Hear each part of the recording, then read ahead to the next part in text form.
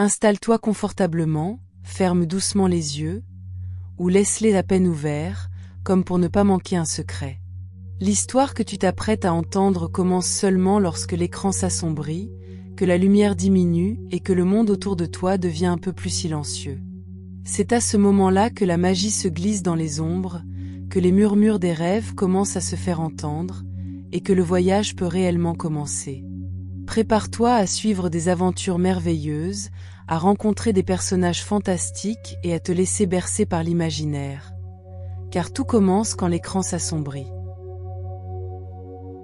Ce soir, nous retrouvons Léon, la petite souris grise au pelage doux comme la poussière de lune. Souviens-toi, dans la première partie, Léon rêvait de percer le mystère de la lune qu'il observait chaque nuit. Guidé par sa curiosité et la magie du monde nocturne, il avait découvert qu'un rêve peut parfois emmener plus loin que n'importe quel voyage. Mais l'aventure de Léon n'est pas terminée, et la suite commence maintenant. Quand Léon se réveilla, le matin s'étirait doucement sur le pré. Les herbes luisaient encore des gouttes de rosée, et la brise du matin jouait dans les feuilles du vieux chêne. Pendant un instant, il resta immobile, les yeux mi-clos, cherchant à se souvenir s'il avait vraiment touché la lune ou si tout cela n'était qu'un rêve. Son cœur battait encore un peu plus vite que d'habitude, comme s'il gardait le rythme du vol qu'il avait cru faire dans la nuit. Autour de lui, tout semblait familier. Les insectes bourdonnaient, les oiseaux chantaient, et le ruisseau murmurait doucement. Pourtant, quelque chose avait changé.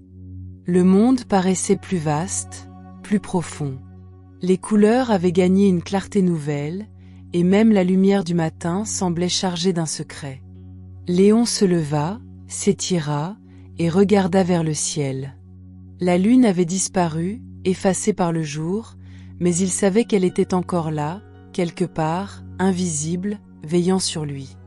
Il retourna dans son terrier, déposa soigneusement son petit sac dans un coin, et observa le bouton brillant. Il brillait faiblement, comme s'il gardait un éclat de lune en lui.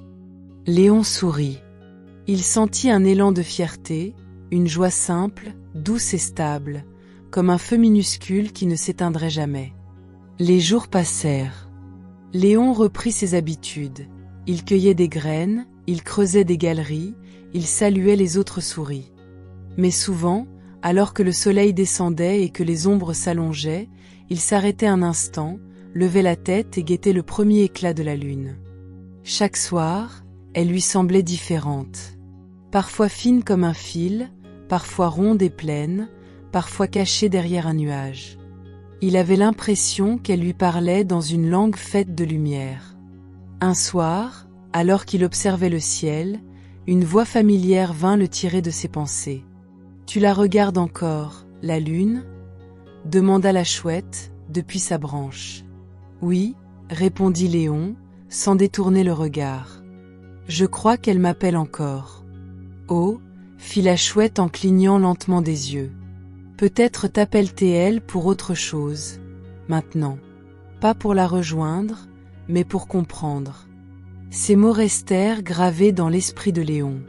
Comprendre quoi? La lune, la nuit, lui-même? Il n'en savait rien. Mais il sentit qu'un nouveau voyage commençait, non plus vers la lune, mais vers la signification de son rêve.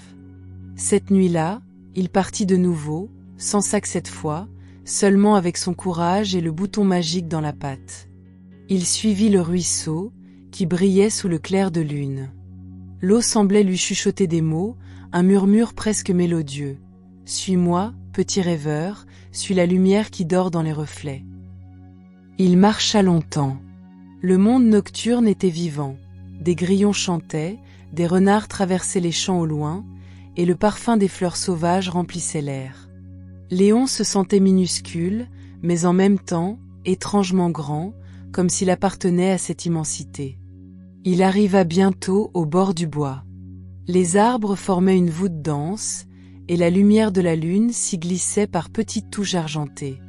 Léon entra, sans peur. Le sol était doux, tapissé de feuilles, et l'air frais avait un goût de mousse et de secrets anciens.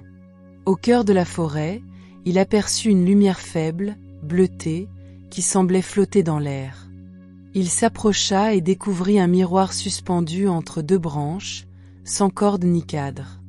Le miroir flottait, calme, reflétant la lune au-dessus de lui. Léon se regarda dedans, et vit non pas son reflet ordinaire, mais une version de lui-même entourée de lumière. Ses yeux brillaient, et derrière lui, la lune semblait plus proche que jamais. « Qui es-tu vraiment » demanda une voix douce, sortie du miroir. Léon sursauta. Il n'y avait personne autour, pourtant la question vibrait dans l'air comme un souffle. « Je suis Léon, répondit-il. Une petite souris du pré. Non, reprit la voix avec douceur. Tu es plus que cela. Tu es celui qui a osé regarder plus haut que les herbes, plus loin que la peur. Tu es le rêveur que la lune attendait. Le miroir se mit à trembler légèrement, puis une poussière argentée en sortit et se posa sur Léon. Il ferma les yeux et sentit une chaleur douce l'envahir. Des images lui apparurent, la chouette, le crapaud, les fleurs qui brillaient, et enfin la lune qui lui souriait. Il comprit que tout était lié, que chaque rencontre avait été un pas vers la découverte de son propre courage. Quand il rouvrit les yeux, le miroir avait disparu. À sa place, une simple flaque d'eau reflétait les étoiles. Léon sourit. Il n'avait plus besoin de voler jusqu'à la lune, car il avait compris qu'elle vivait déjà en lui, dans sa curiosité, dans son envie d'apprendre, dans son regard tourné vers le ciel.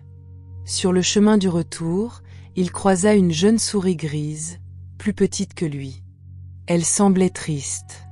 « Où vas-tu » demanda-t-elle d'une voix timide. « Je rentre chez moi » répondit Léon. « Et toi » ? « Je ne sais pas. J'aimerais trouver quelque chose d'extraordinaire, mais je ne sais pas où chercher. » Léon la regarda longuement, puis sourit. « Regarde là-haut, dit-il en montrant la lune. Commence par rêver.